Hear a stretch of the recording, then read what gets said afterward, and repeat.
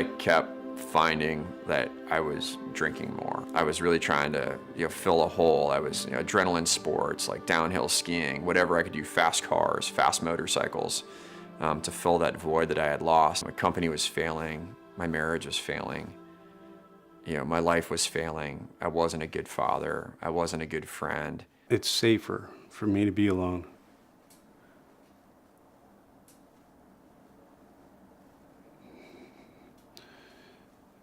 But it's not necessarily what I want. I don't want to be an outsider. I don't want to be different. I want to be happy like everybody else. I don't know how. Like so many other veterans, you're contemplating the end, right? It'd just be so easy to just grab the Glock out of the closet, put it in your mouth, squeeze the trigger, it'd all be done.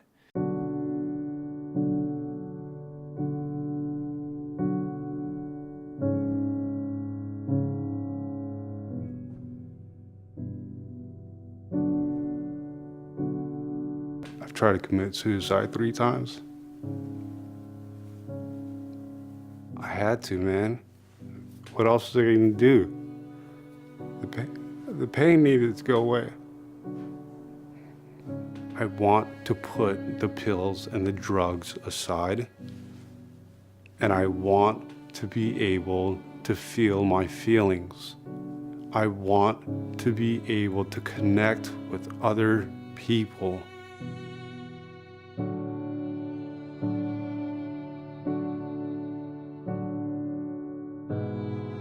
It wasn't until I started opening my mouth and talking and admitting I had an issue, I had a problem, and seeking help. It wasn't easy. It's probably the toughest thing I've gone through. Probably tougher than going to boot camp. It's very tough for a civilian today to understand the pain that a veteran is going through because they just don't know how dark it actually is. They don't know how tough it is to forgive yourself for killing somebody or for hurting somebody.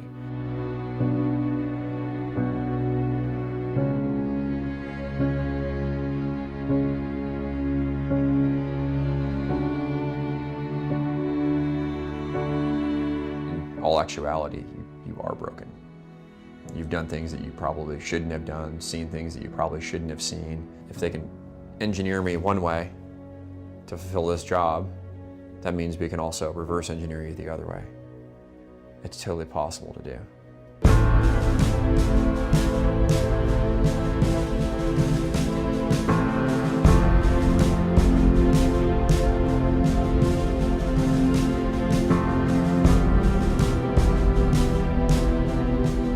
What we really need is the average citizen, Joe Blow,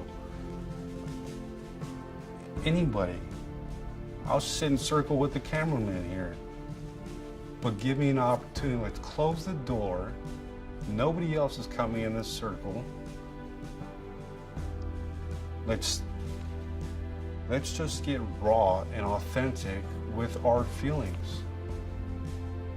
As soon as you accept the fact that you're having a difficulty, you can now start working on it. And there are more than enough people out there that can help you through it. And it doesn't involve significant amounts of drugs. It doesn't involve, the VA process. It can be done in your local community. It can be done within your veteran network. It can be done within your church community. There are plenty of people that will be out there to listen to you, and they're there to help you through your process and your healing.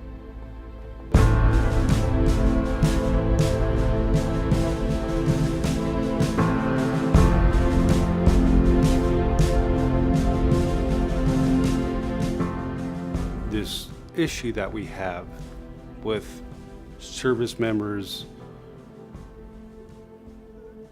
struggling through their transition back home is the fact that they no longer have a mission. Number one question I ask veterans when they're getting out is, hey, what do you want to do with the rest of your life? And the number one answer is, man, I don't know. I'm still thinking about it.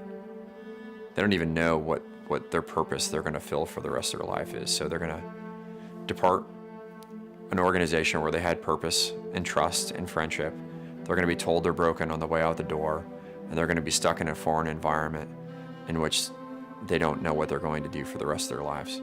I tried to work with homeless veterans. So that's my mission. And I could sleep well at night knowing that I'm making a difference. So in many ways, there are a lot of parallels between my current mission and the mission I had while serving in the Marine Corps. I am serving my community. I no longer struggle with suicidal thoughts. I want to educate every woman in Afghanistan. Well, how many women is that? Well, by our basic math, it's 3.1 million women. Am I going to be able to educate 3.1 million women in my lifetime? Probably not. But I'm going to put a decent dent in it, and I'm going to be satisfied with that.